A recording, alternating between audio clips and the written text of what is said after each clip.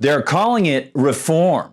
They're using rhetoric that either overtly claims the GOP stole Supreme Court seats when Donald Trump nominated and the Senate approved Neil Gorsuch, Brett Kavanaugh, and Amy Coney Barrett to be justices in the tax-funded final appellate court, or they're using language implying that the court now runs counter to the American democracy, of course, that they love so much and is their code for collectivist power grabs. And now they're embarking on an all-out campaign to pack the Supreme Court. Hi, everyone. I'm Gardner Goldsmith for MRCTV. As Aaron Kliegman writes for Just the News, quote, Mitch McConnell and Donald Trump stacked the court, tweeted Representative Adam Schiff, Democrat of California, referring to the Senate confirming 3 Supreme Court justices when Trump was president. It is time to unstack it, expand the court, end quote. Which, of course, is such an obvious reversal, one wonders if Schiff persists at it just to annoy people, or if the stuffy, officious liar actually believes his contemptuous fabrications.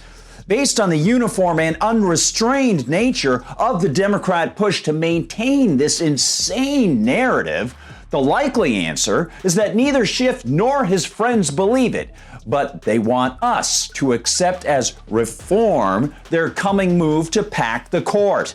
Kliegman observes that Schiff has an ally in the House in the form of tax the rich, expensive gown wearer Alexandria Ocasio-Cortez. Quote, Representative Alexandria Ocasio-Cortez, Democrat of New York, for example, has said it's time to expand the court, adding that the Supreme Court has very few checks and balances. How strange. AOC's statement seems oddly timed, almost as if her dissatisfaction with a nearly omnipotent set of black-robed oligarchs comes as a measure not of her dislike of the systematic problems such a powerful body always poses, but as a measure of how that body no longer upholds the centralizing, anti-federalist corruption of the Constitution that she and her leftist accomplices actually adore so much and now miss. We find similar situational ethics emerging from, shocker, Senator Liz Warren, the Democrat of Massachusetts, who said, quote, I believe we need to get some confidence back in our court, and that means we need more justices on the United States Supreme Court, said Warren, claiming the high court lost legitimacy and calling on President Biden to make abortion as available as possible with the tools he has. Because legitimacy clearly is based on whether the court members agree with Liz Warren. We get it, don't we, Liz? But arguably the most insufferable and deranged statements came from, of all people, Senator Ed Markey, the Democrat of Massachusetts, whose infamy precedes him thanks to climate fear-mongering like his 2013 whopper, the planet is running a fever. That, of course, lacked any believable supportive evidence.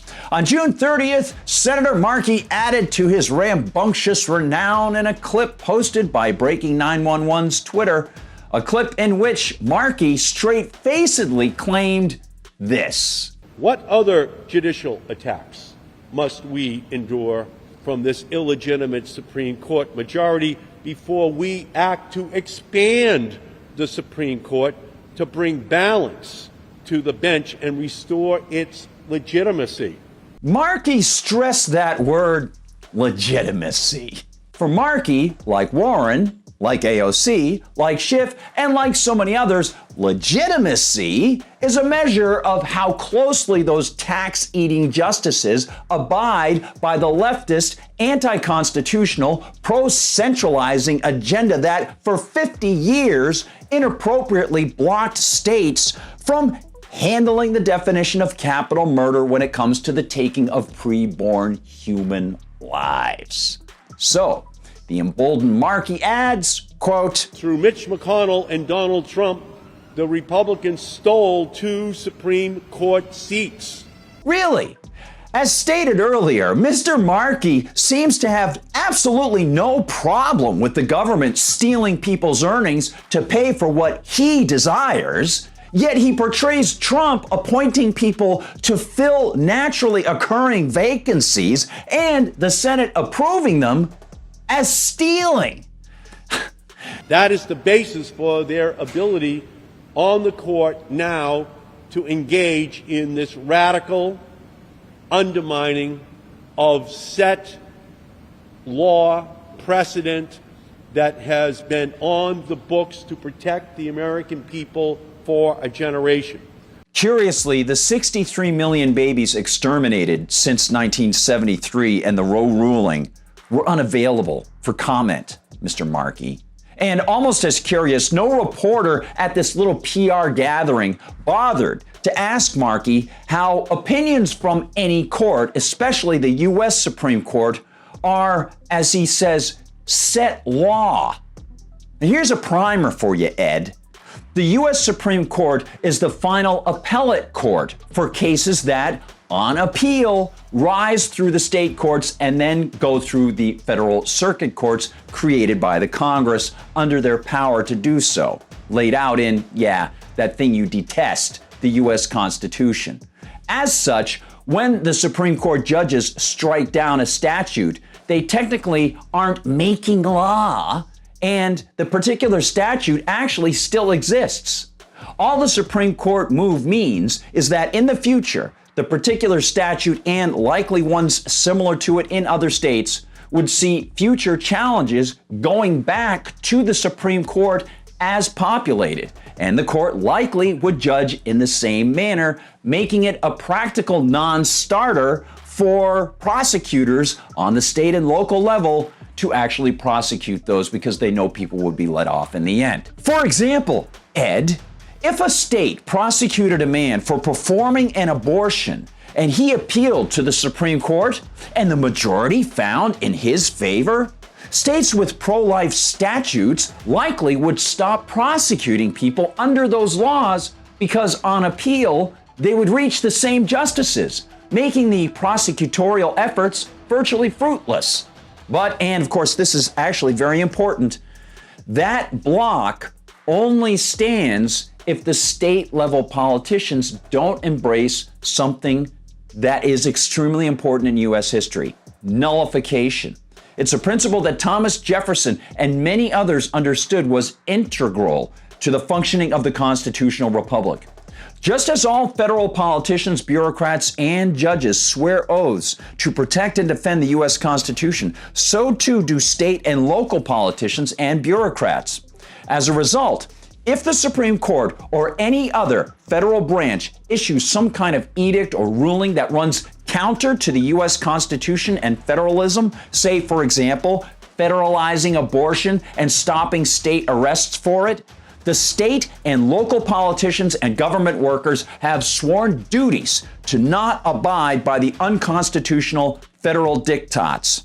At every level, government workers and citizens are supposed to nullify, as Thomas Jefferson wrote in the Kentucky Resolutions in 1798. The decisions, commands, and opinions of the federal level politicians are not supposed to dictate the minds or morals of the supposedly free people in each state.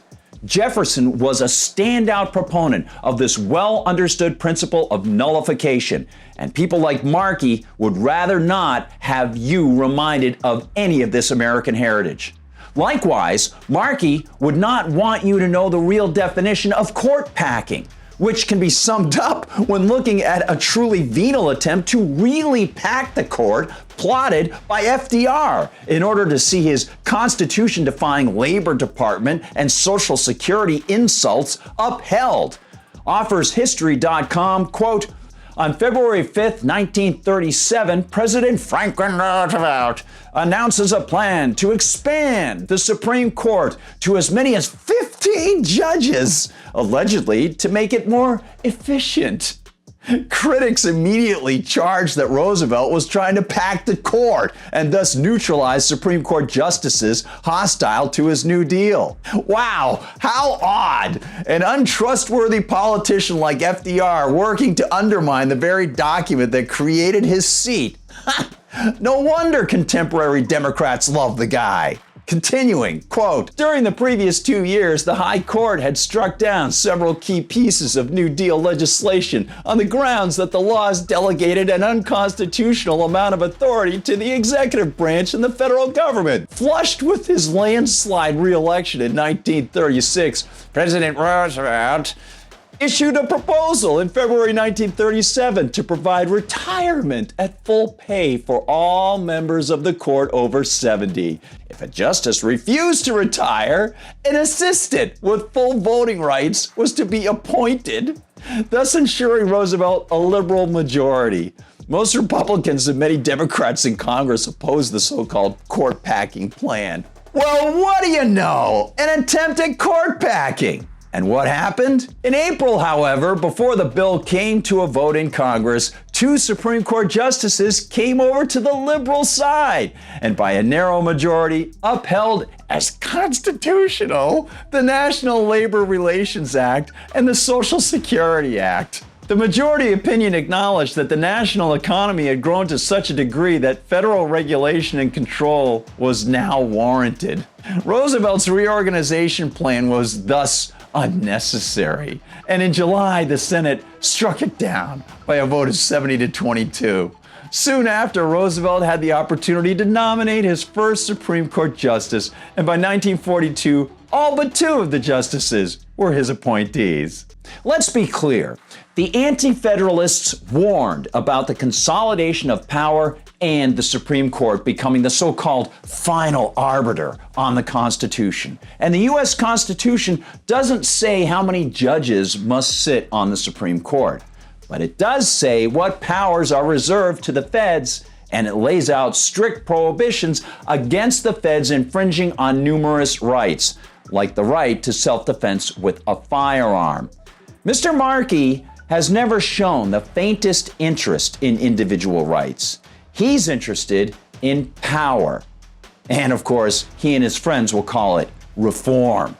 I think we can do future generations a service by exposing this kind of rhetoric and the kind of mindset that is so prevalent among Markey and his ilk. That lack of honesty. And of course, we can call for a return to truth.